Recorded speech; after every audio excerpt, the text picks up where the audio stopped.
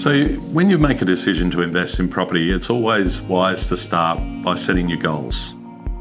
Most people don't set goals, so therefore when you start to look at property investing, it's a minefield.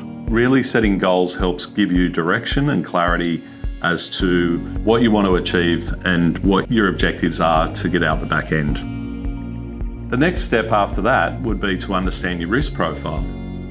Really, you don't want to be in a situation where you're looking for property and you have buyer's remorse, where you're lying awake at night because you feel you've taken on more risk than you're prepared to. So I'd encourage you really to look at your risk profile, and then we can start to formulate a strategy.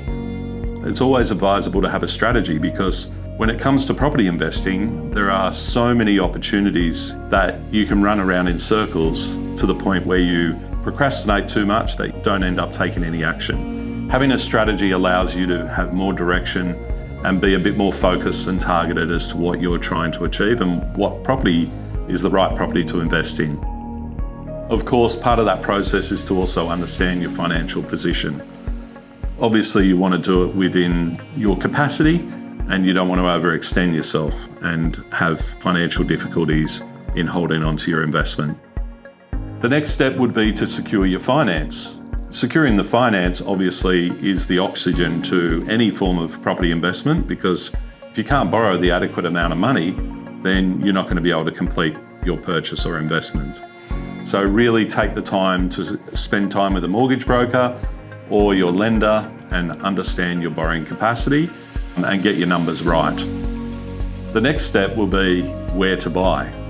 So if you've done your strategy properly, it's then about understanding and researching the market, understanding what's happening in the market and where's the best place to invest to help achieve what your goals are with your property investing.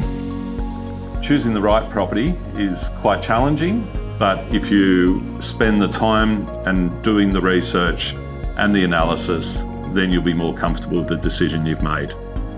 Then the next step to consider is structuring your investment the correct way for tax.